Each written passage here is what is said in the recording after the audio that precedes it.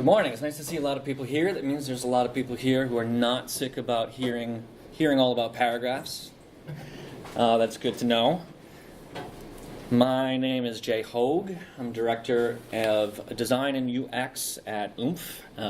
We're a design and development agency in Providence, and I'm here today too because I'm not sick about talking about the paragraphs module quite yet.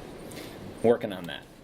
So a little bit about me. I love design systems, I love Drupal paragraphs, and I'm a designer who does have a little bit of front-end experience as well. So I know how some of this can be structured in code. So I just, I want to get a read of the folks that are here. Who has never used paragraphs but they're interested? They want to maybe use it for a project coming up? Just a couple of you? Oh, all right. Who's used it before? Who's used it a lot? Nice. Okay, cool. Nice. Good mix. All right, so I'm not going to get, I'm not going to do a deep dive. I'm not a back-end guy into how the module really works. I do understand some of it, of course, but I'm going to focus still instead on how we use it to design a system for our clients. A system that gives them a lot of flexibility, a lot of variability, but doesn't give them so much freedom that they can go and really make something look awful. That's the idea. That's the idea. We ready? All right. So I'm sure there's a more technical explanation out there, but the way our company thinks about paragraphs is that it gives our developers a method to group fields into repeatable, reusable components. That's what we end up doing with it. And then an author can take those components and build out a custom page. And that's 9 times out of 10 how we end up using them. We also love it because it supports multilingual. It is fully themable with Twig. And it allows for entity references to blocks and nodes. And that gets really interesting later on. Our clients really like it. Because for them it splits the single body WYSIWYG field that everything ships with into as many content chunks as the page needs. They can use just one WYSIWYG to display a privacy policy page, maybe, or they can use multiple components to display a really complex landing page template that would otherwise have to be a custom template or maybe a view of some sort. And honestly, this is one of the big reasons why we love it as well. There's a few other Drupal modules that do some similar things, so why not bricks or panels or the up-and-coming layout API? Well, here's that definition again. To us, the important difference is that the paragraphs module comes with nothing out of the box. This is actually a good thing because it means that we are not beholden to someone else's design system. We can create exactly what we want and what that project needs. It also means that we can really rein the client in. I mentioned that again. They only get the visual design options that we want to give them and that their brand supports. We give them predefined colors, and redefined typography, and a reasonable amount of design choices to allow for variation within their brand. They can't go rogue and create something that's way off brand and against the design system. It's a framework, not a system of its own. And I like to actually rephrase that a little bit. We think of it as a framework for building design systems. That's really what it's all about. So let's backtrack for a moment. Why is a design system so important? Why do we want to use that? Well, so brand consistency is a pretty obvious reason. Visitors notice when one page looks a little bit off. Maybe the color blue is not the logo blue, or the typography veers away from some other pages. That can lead to a jarring experience. That can leave the user thinking, perhaps this company is a little sloppy. A design system should offer variety within constraints.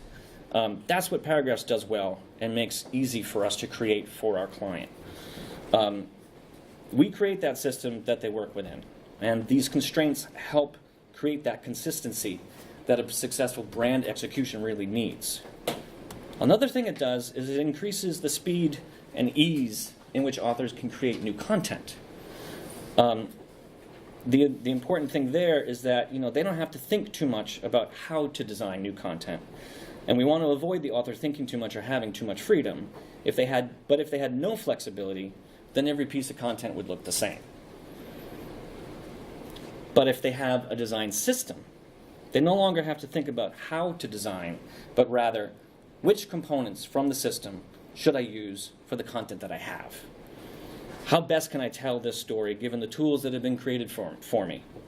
That's our goal when we create a system for someone. The presentation and structure of the content should be primary, while the design system takes care of making sure that the components and the design options they choose make the content look great.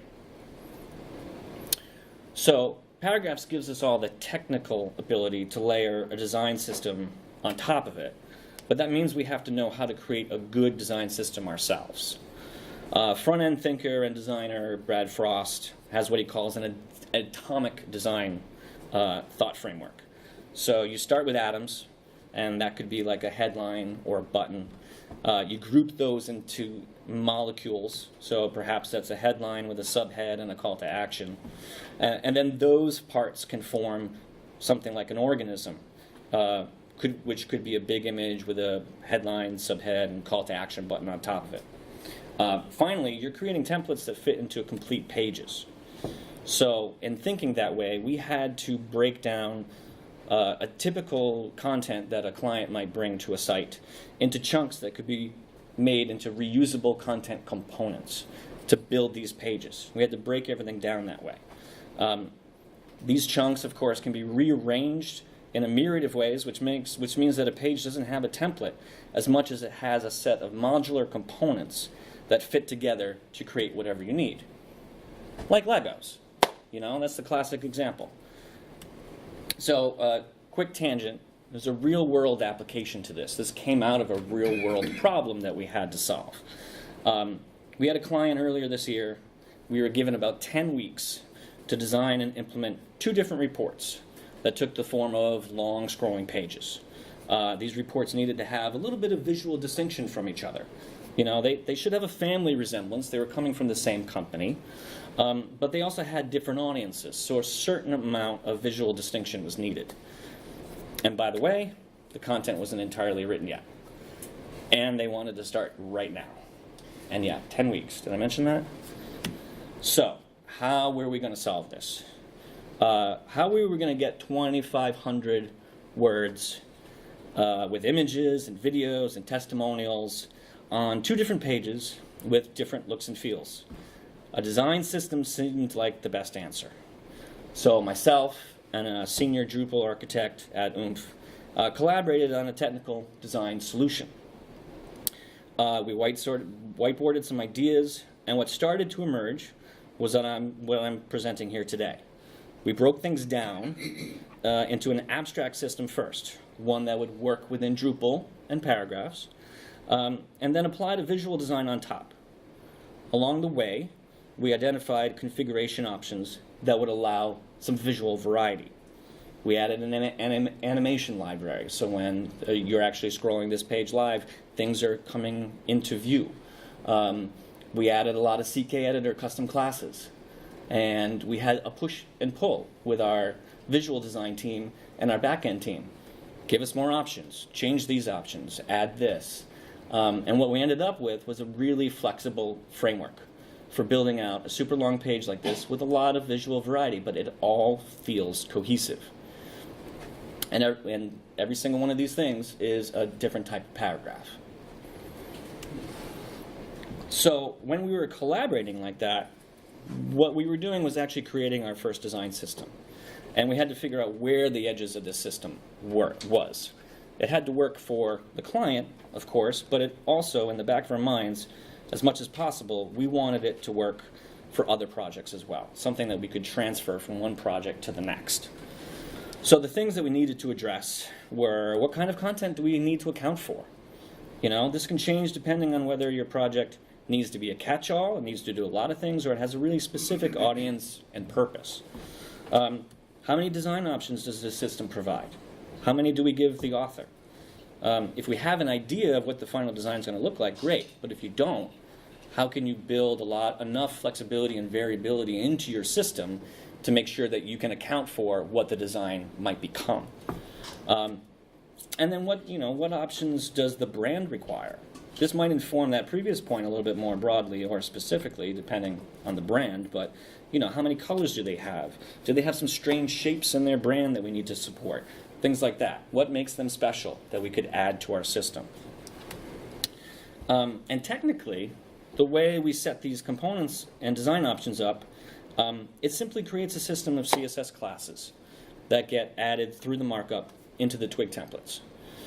So for every design option, there's a CSS class, which means that our output of our paragraph system can remain consistent from project to project, while the styles applied via those CSS classes can be anything we need them to be. So what we wanted was a system, what we wanted as a company was a system that was flexible enough that could be reused from project to project, client to client. And I feel like we've gotten there. So far we've already deployed this system again for 2 more projects. Very little about the design configuration has changed per client, but the fields, the fields in the paragraphs have remained consistent. But the visual theme has changed completely. And that's exactly what we wanted. We wanted a technical system that needed only minor adjustment from one project to the next, but allows for complete visual theming freedom. So the biggest Lego in the pile that I'll start with is our row. A row is one of our component containers, which means it doesn't have any content of its own, but it does have a lot of power. It controls quite a few design options on itself, but also on some of the components inside of it. I'll go through some of those. So, background colors. Simple, right? We add these to the database as a list that maps to a class name in our CSS. And this can vary greatly, of course, from project to project. This can include gradients as well. So this can really be whatever we need it to be. Background images. Sorry, Jason, cats. They're supported on a row, and we typically use the media library to manage them. But there'll be a distinction later on background images, but rows can support them as well. We have borders, top or bottom. We don't yet have configuration for both, but we could add that if we wanted to. We have something we call triangle down, that little caret at the bottom. Other people call it a down arrow, down caret, same idea. We have a custom class field built into every component. We didn't start with that, and we quickly added it because this gave us the ability to do really one-off special things if we needed to. We could add extra spacing to that row. We could add something completely custom for that client that maybe was just on 2 templates. It wasn't worth building into the system, wasn't worth building a component option, configuration, all that jazz. So this really does a lot of good stuff. So those are the design options on the container, the row container. But there's also a lot of options that affect the components that we put inside that container. So easy ones were alignment. We have alignment in the vertical or the horizontal direction. This really only comes into play visually when you have 2 columns of very different lengths side by side, so that whichever one is shortest would assume the position that we set here. Horizontal layout, of course, too. And again, these only come into play visually maybe when you have a single column that's not full width, or when you have an odd number of components in a grid. So the alignment might appear on the last component, the one that's kind of all by itself, or doesn't fit the rest of the grid. Then we have layouts. We have 18 different options for 1, 2, 3, and 4 column rows. These here lay out a single component. But of course, we want 2 column options. While these are for 2 or more components, it should be noted that our system names these layouts in according to how they'll look on a large desktop. So some of these different options, for example, later on you'll see a 4 column option. There is a tablet stage where it's 2 over 2 instead of 4 across, but we don't name it that because the authors are usually thinking desktop first.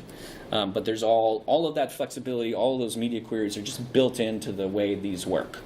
And it should also be noted that these layouts can be applied to more than 2 items inside a row. This is just a layout. This doesn't assume or necessitate 2 things inside of it. You could have 4, 5, 8, whatever you need. And so you'll see that when we get into these alternating patterns, this is something someone can choose. They can set up their layout to be, say, image, text for mobile, but for desktop, we'll have image, text, image. And the layout flips every other row so that we have that visual variation for desktop. We have a few of those. Then there's 3-column, of course, and the various ways in which those work. You can choose those. And then the 4-column option right now. Related to that alternating point too, we have a reverse, hard to name it succinctly, we call it reverse order for desktop, because that's exactly what it does. You're probably familiar with this use case, right? It's like, say in Orange you've got a sidebar that sits below the content for mobile. But on desktop, you want it to be visually first. So turning that on simply makes that switch. When it goes into layout mode, it'll flip the order of those two things. This can be a little tricky, can be a little bit of a mind bender for the author, but it allows that to happen. And then borders on the components themselves. So a single column that's the best use case, that's when you'll actually see it, can have a left or a right border, but more often than not what we want to do is we want to put a border between elements inside of a multi-column row, and that's possible as well. So yeah, just a quick recap. No limit to the number of components inside of our row. Layouts can apply to any number of components inside that, so grids of content are possible inside a single row. And then layouts are really independent of content. I think that's important. You can change the layout on the fly, which is great. You have something that's got 2 columns, you want to add another column, do that and don't change the layout, or change the layout to 3-column and you're all set. Another one that we have that's similar to a row, but it's also a content component, kind of straddles the line. We went and defined a hero. Everyone familiar with the UX term hero? Twitter Bootstrap calls it a jumbotron. The idea is simple. The idea is usually a big image with some text floating on top of it and some configuration. The reason why we define this separately is really just kind of philosophical. So a row supports a background image, that makes sense, but the background image is decoration. It's not content. A hero supports an image, of course, and treats it like a background image, but that image becomes content. That aspect ratio of the image is important, and we want to retain that. So with the row, content defines the height and the dimensions of that. So if it's a really short row, you're only going to see a little sliver of that background image. But a hero, the image defines the height. So it required a kind of a shift in thinking with our markup, and that's why we defined it separately. But similar to the way rows work, you can have that little piece of text float around in a number of different ways, horizontal or vertical, and in combination, these 6 directions then let us do any of the 9 top center, top right, bottom left. Really lets us put that piece of text anywhere. That WYSIWYG that we include inside of a hero, it's bundled together, has just single column options applied to it. So in addition to where you want that to be, at desktop, how wide do you want it to be? That's part of our system as well. And that background color is applied as well. What we do typically is we apply a little bit of transparency to it when it's in this situation, so you can help legibility in those ways. We include our custom class, because again, that's powerful and really fun to use. And then we have entrance animations. I'll go into those a little bit later as well. But the entrance animation for a hero affects just the content. It doesn't affect the whole image. So we have that load right away. We'll have more examples of that later. So that's our row, our hero. Now we've got a really core component, text, right? What's a website without text? So this component itself is pretty simple. It's a rich HTML field with CK editor associated with it. And the configuration options are pretty basic. Background color, we've seen that. But the important thing to note here is that in our CSS, again, don't make the author have to think about everything. We're mapping the background color and a foreground color. So depending on what accessibility requires us to do, we can change that foreground text. Now, an author can override it, of course, but if they don't do anything, we should achieve some level of legibility here. There's an optional drop shadow, which we use on some projects, not on others. And then some animations. We have the custom CSS class here too. I won't show that again. But here's some animation examples. We've got fade in and up. Almost every component can choose from 11 different animations. We've got slide in from different directions.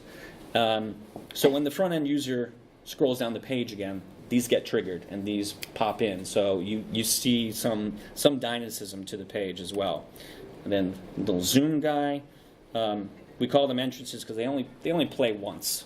We don't want to overwhelm people, but they do add some good visual direction. Where should I be looking? What should I be paying attention to? Inside the component, CK editor, probably pretty familiar with this. Adds all sorts of options. We have block level options. We have inline options. And we typically supply our authors with a lot of custom CK editor styles as well. Anywhere between 20 and 30 usually, which sounds like a lot, I know, but our clients are pretty demanding that way. Anything from color to size. Sometimes we have a custom class that's tied to a little bit of JavaScript.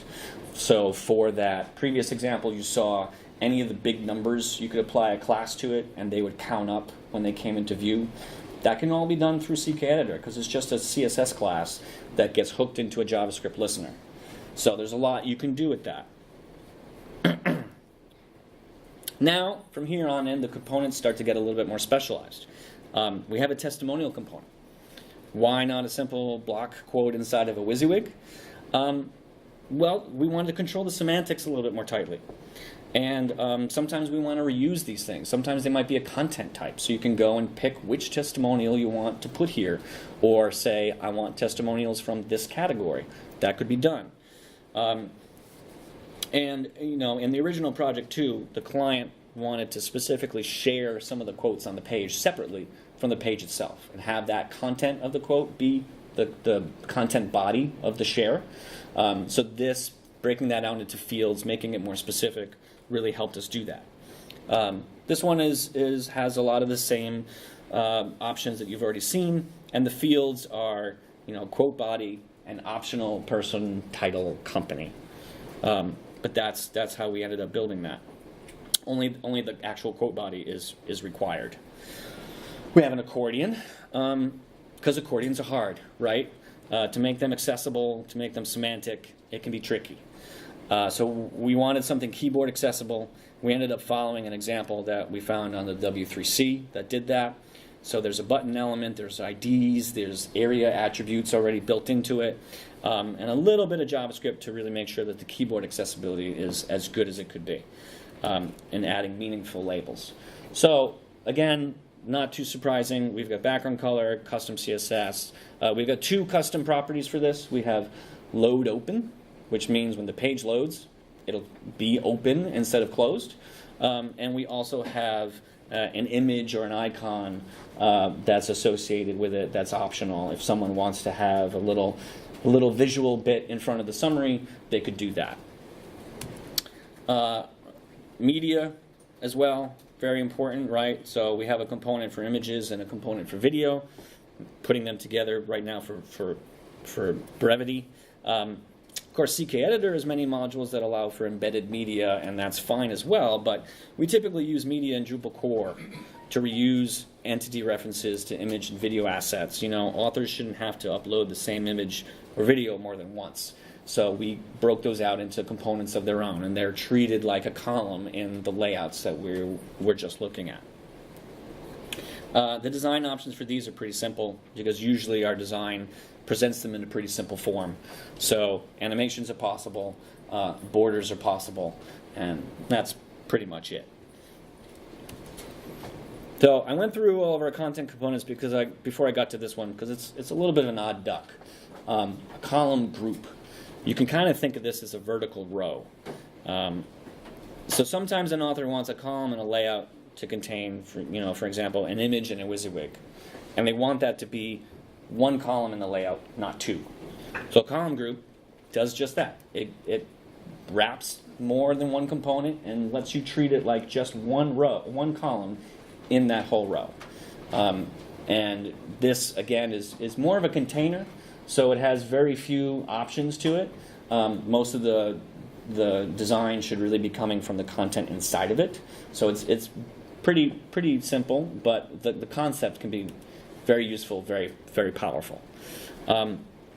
So flexibility, right? Since the first project we've used this group of rows and components. We've used it 2 more times, as I mentioned previously. These projects had their own needs, of course, and so the system was flexible enough to allow extra options to be added. So for one project, we had added an iframe component. For another project, we added an idea of a content feed. So think about that. That's basically a configurable view inside of a paragraph row, which allows the author to say, get me items from this content type and this optional taxonomy, and that content will be dynamically pulled in. Our template can control how that content comes in, how it's displayed. All they have to do is pick where it comes from. And now they have a dynamic piece of their page that they don't have to maintain anymore. We have a similar idea if you want to reference a single node. So maybe you need to reference a particular article and keep that there all the time.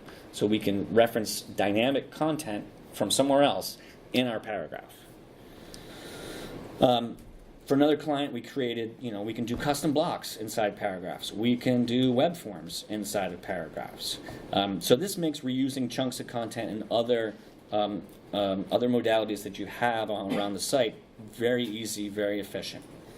And we've built a lot of custom views as well. So one example is like a custom slideshow carousel view that can be put into paragraphs anywhere on the page.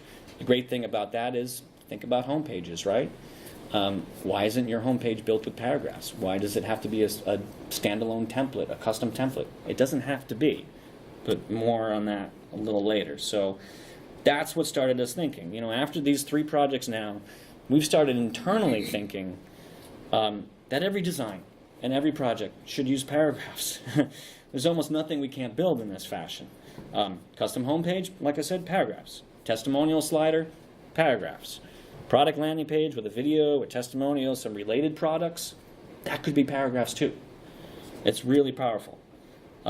So, enough of that talk. Let's do a little design breakdown. Let's take a look at that previous example, how that breaks down into our paragraph system. And this does not quite work, so I'm going to switch over here.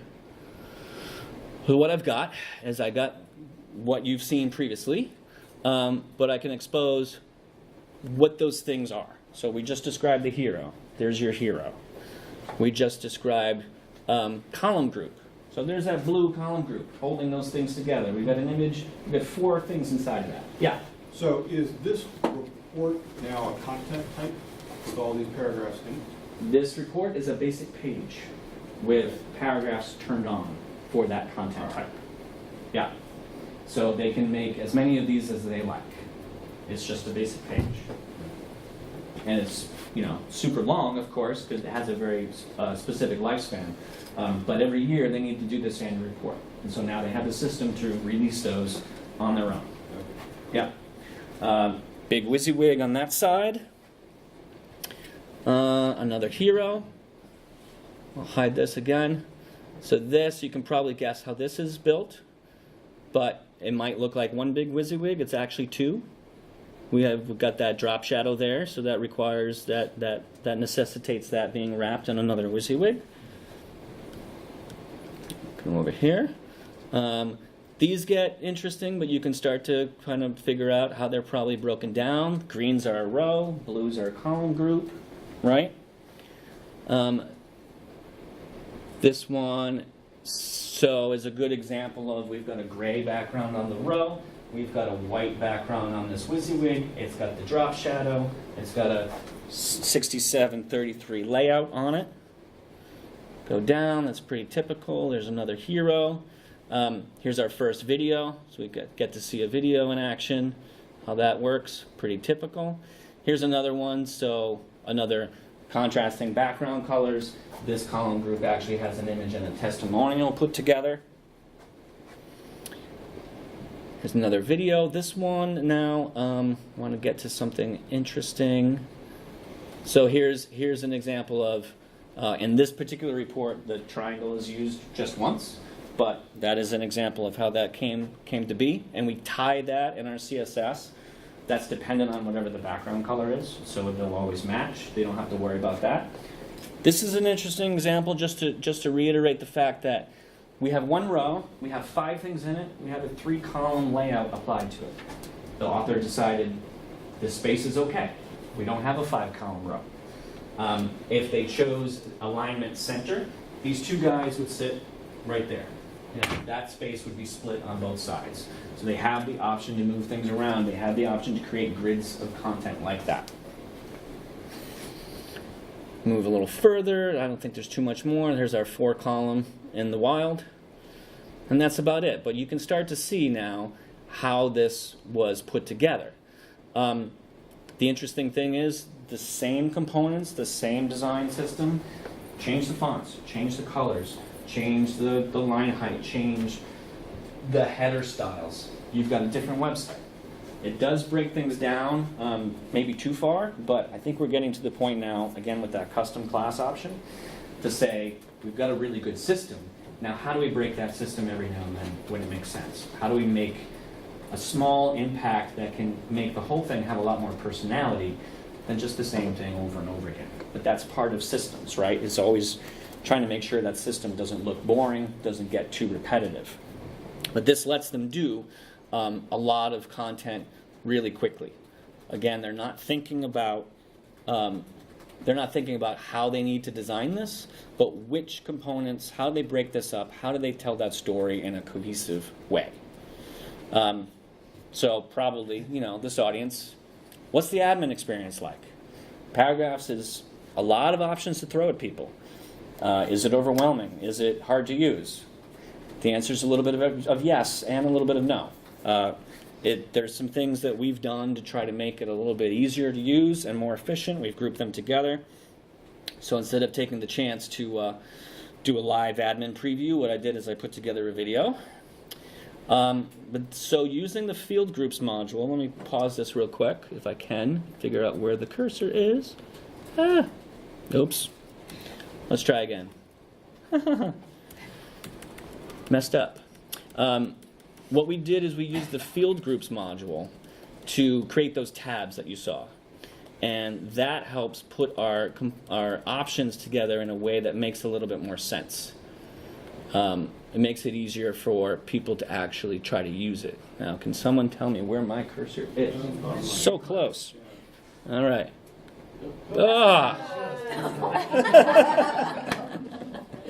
Fail. All right, we're back to this. I'm just going to... It's still playing, too, in the background, which is driving me nuts. The spacebar might. Yeah, right? I hope so. I don't know. I have paused it on myself previously, but... Did I just skip it? I did. All right. All right. Spacebar. Nope. Nope. Well, anyway. So we have tabs on the side. You'll see this is our hero that I'm working in right now. We've got content. I'm picking background color. I can upload an image. Along the side there, I can switch and do my alignment, right? I can make that alignment left, right, center. Did I hit it? You're there. I should be. There, good. All right, yay. And then you'll see a little bit of how we've set up styling. We've got block level. I can assign my semantic level to that. I can also change the style of that under my styles. I'll do that later on. So there's some styles here for headings and text color and such. I think I ended up going with orange. Yeah. And so it's not too bad. We're trying to group things together in such a way that makes sense. We've got background color. I'll do dogs this time. I didn't know that was going to be such a hit, but I'll do dogs.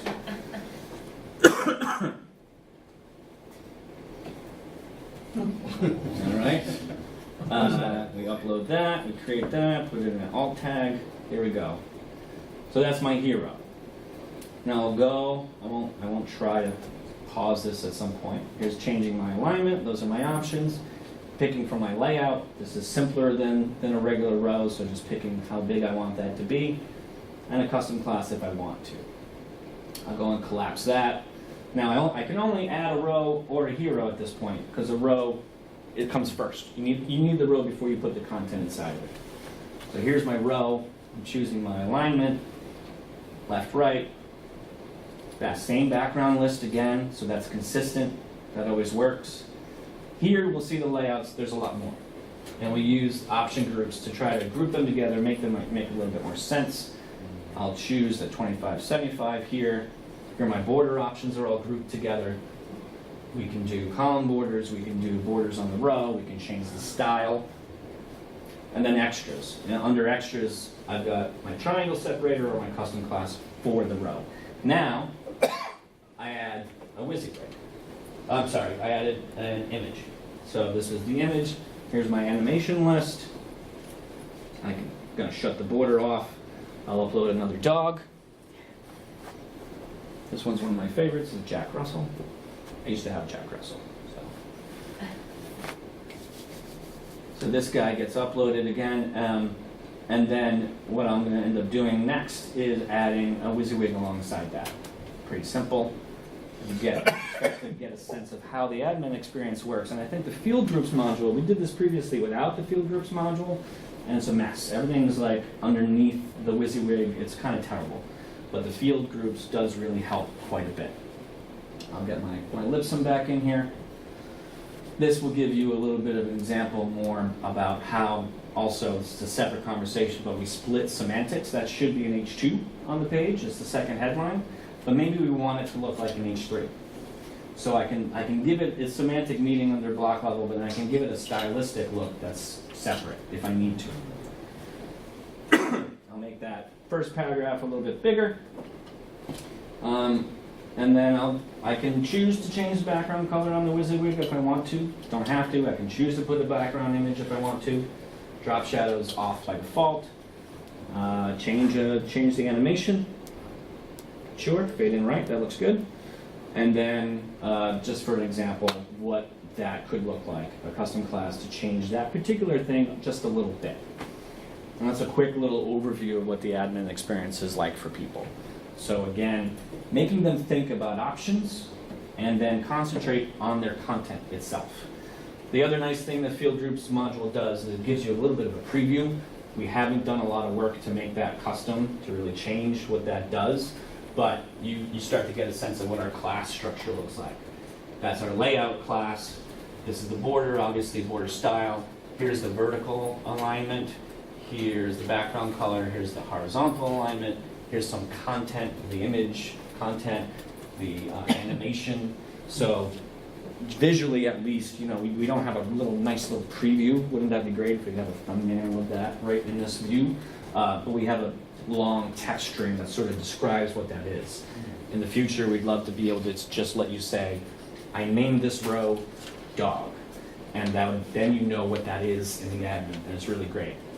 But two, the other nice thing is, you imagine you have a page with a stack of these, drag and drop, move things around. Unfortunately, you can't drag a content component from one row to the other. That would also be really cool.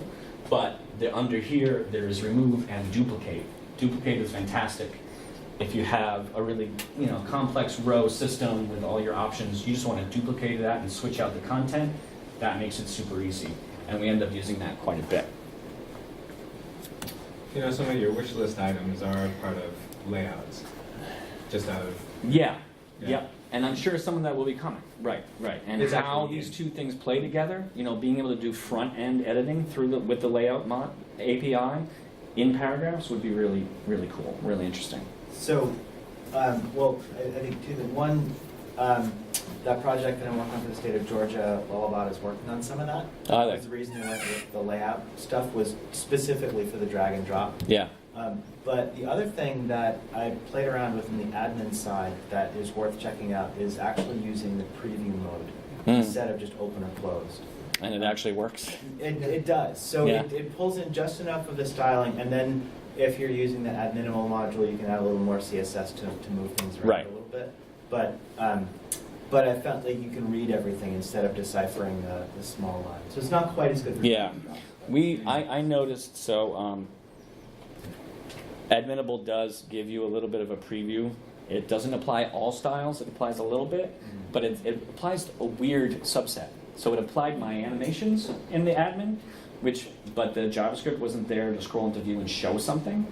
So it was just hiding all of my previews, which was annoying. Well, I fixed it, but. Forms, if you have web forms. And forms, yeah. You have required fields, and you have the preview or on, you actually have to fill the form out to save your page.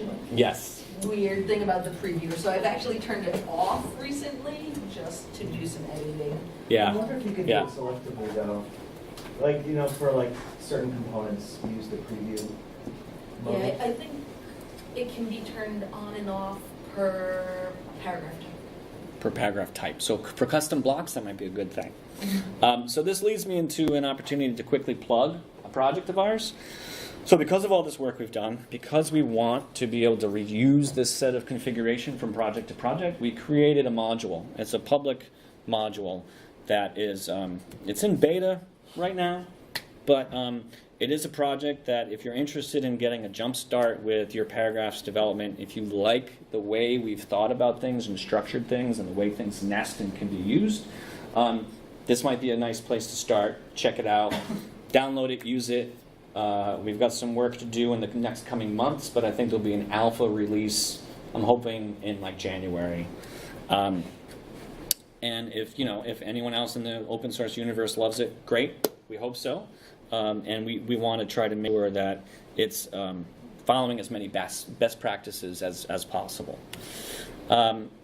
And so as I mentioned previously, we're at a point now after about 6 projects with paragraphs, 3 without this system and 3 with this improved, more modular system.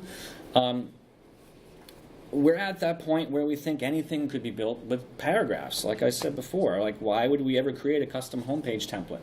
I'm sure there's occasions where it might be necessary still, but I feel like it should be the exception now, not the rule, to build something custom and relatively inflexible. Because in the end, your client's going to want to move something around, and you'll have to do that in a custom template, whereas with paragraphs, you can maybe just drag and drop that from one section to another.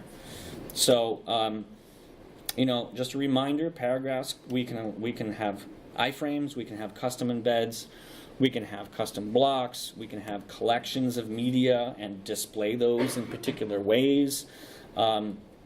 We can do web forms, we can do content feeds, as I mentioned before, and we can do, maybe some special modules or some custom content types that, us as a company, we haven't encountered yet, but are totally possible.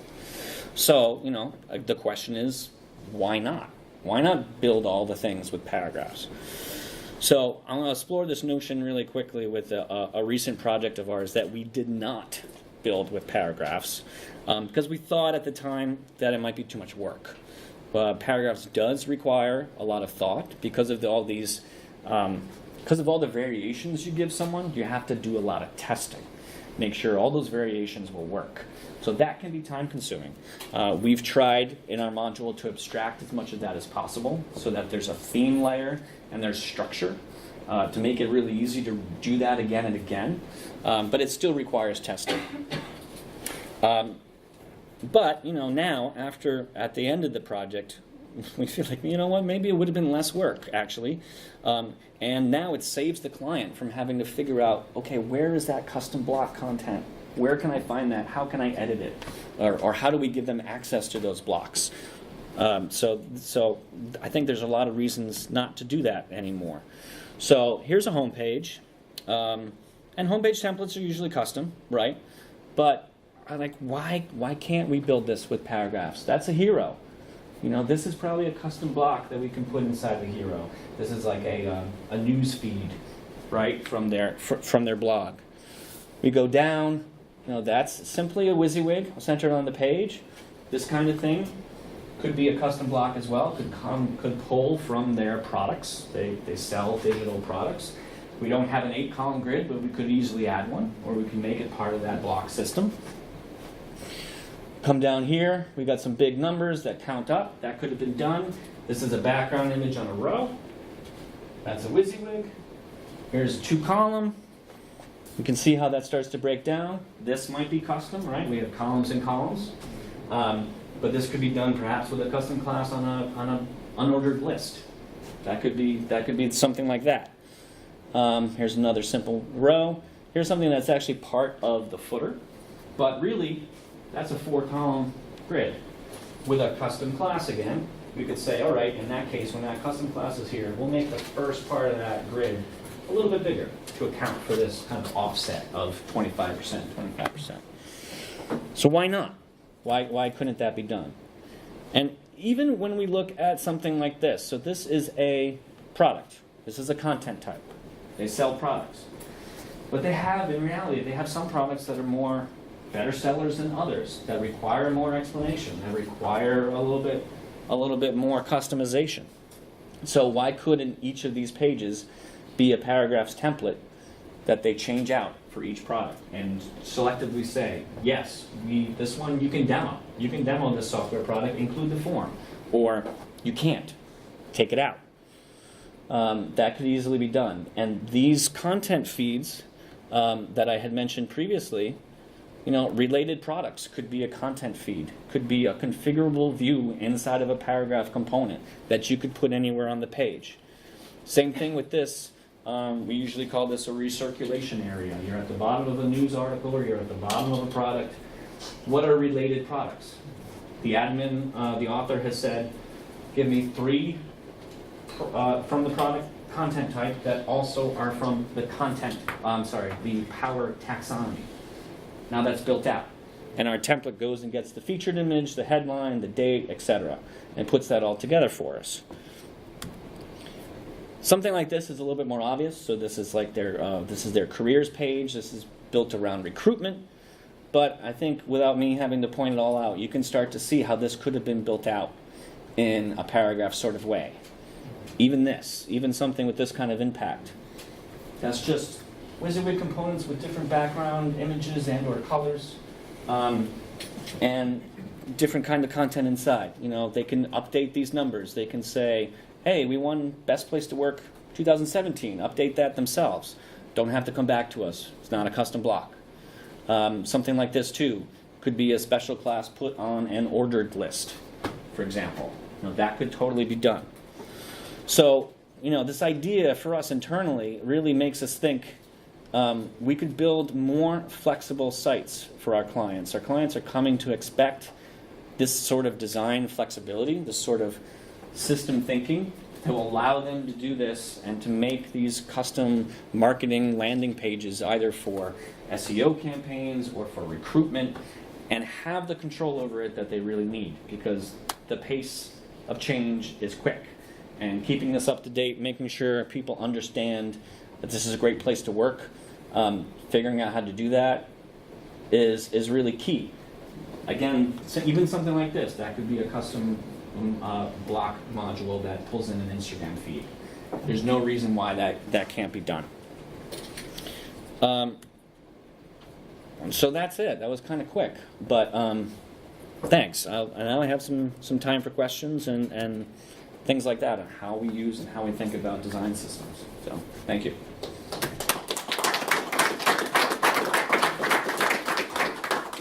Yeah.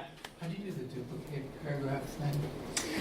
So under the 3 dots for each row and each component, you can duplicate those. It's just something you can select, and it duplicates all the content and all of the design options that have been applied. So when you duplicate a row, all the things you've selected come with it. When you duplicate a WYSIWYG, same thing, as well as the content.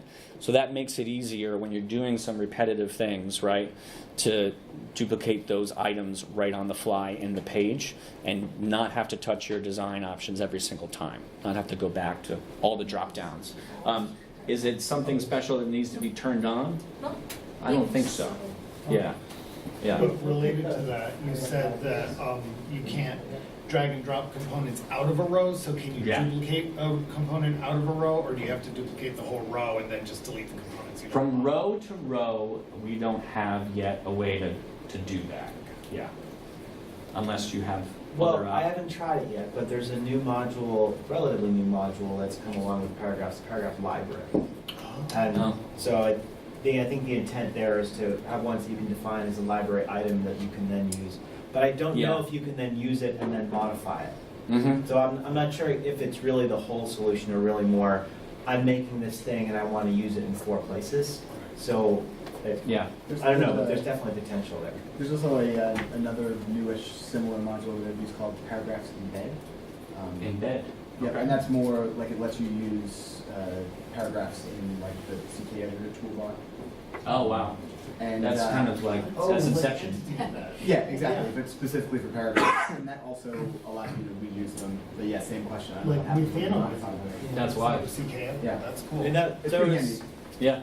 Chris Smith gave, formerly of Isavera, now at Pega, gave a talk on work that Isavera did a few years ago for WGBH News that worked in a somewhat similar manner. You're in the CK editor and you're basically working by adding paragraphs in there, similar to kind of the Medium publishing paradigm. But I mean, that's where they all seem to be headed, and it just Yeah. makes Yeah, for so much better. one of the experience. things we love is to create sort of, to be able to create some canned templates that have a lot of rows and content items set up that are rather repetitive. So for that product example, it'd be nice to say, start with the product template. It's got everything you would ever need, and then just pull out the things you don't want. You know, that would be really quick, a way for authors to get started. But in reality, what they could also do is duplicate a page. They could duplicate a page, comes with all the paragraphs, all the content, delete that content, change it out for what you need. It's similar. So there's ways around it, but a library, a predefined library of templates would be nice, because that's a starting point. And that's one thing that like the layout builder doesn't really address the combination of paragraphs as content and design as well as layout.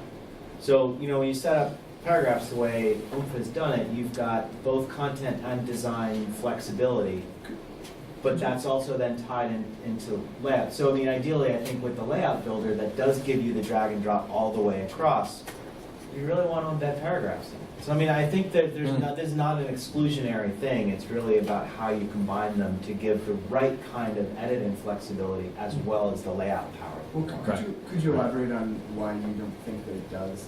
Because I think there are some features in it that are kind of buried that people might not know about. And there's actually a contributed module, I can't remember who wrote it, that I think probably bridges the gap you're talking about. So, granted, my experience with it is somewhat limited, but from what I've seen with the whole sidebar tray and you know, picking layouts and stuff like that and moving stuff around, you're picking from things that you've defined to be enabled there, like blocks or entities, whereas paragraphs gives you the ability to find the chunks of content that you want much more specifically.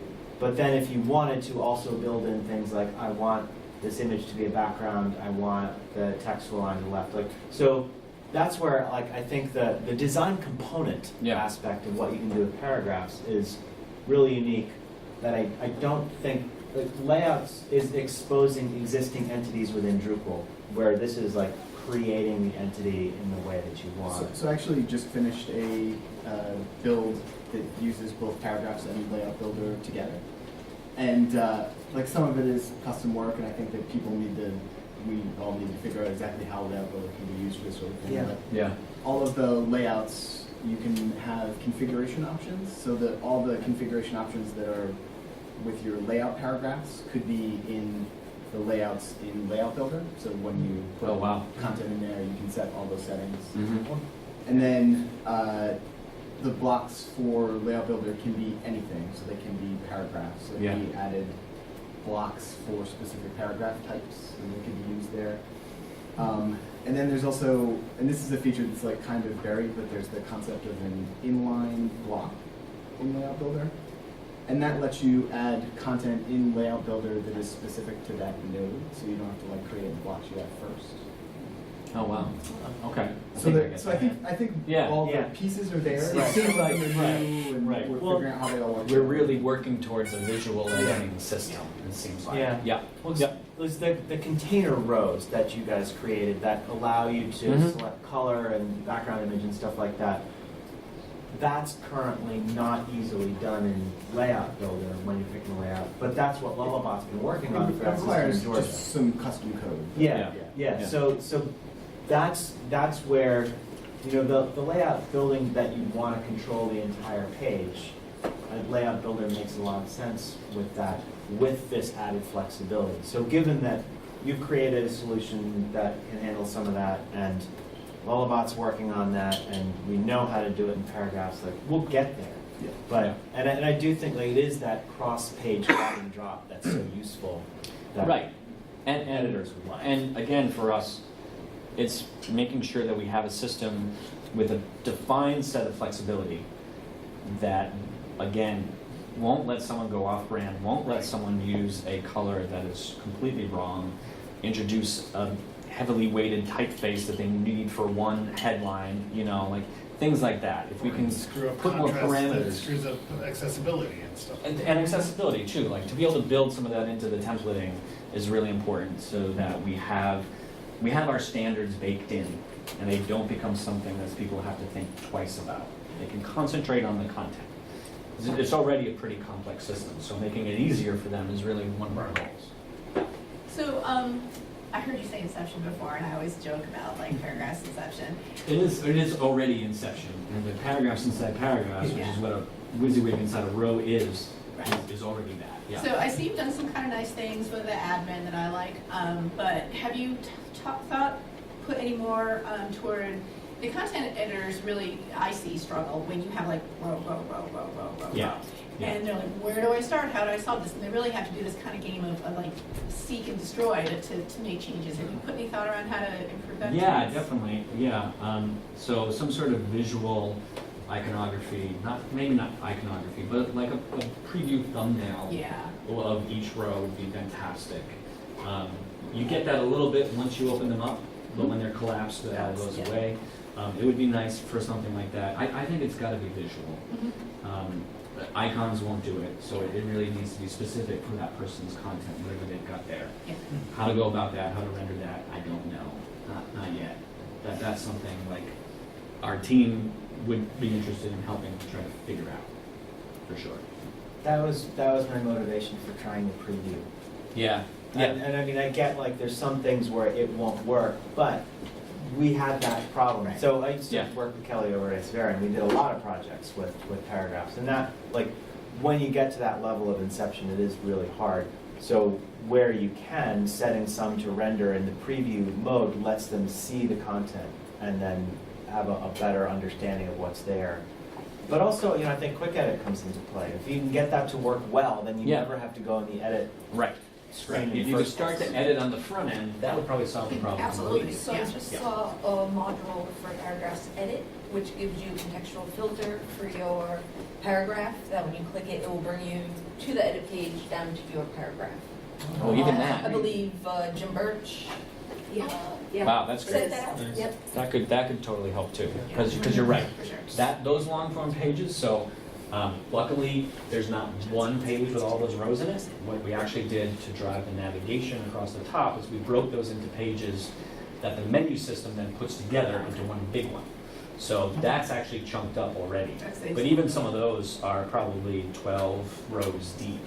And then figuring out, oh yeah, this 3 column row over the 2 column row, that's the one I want. That's still a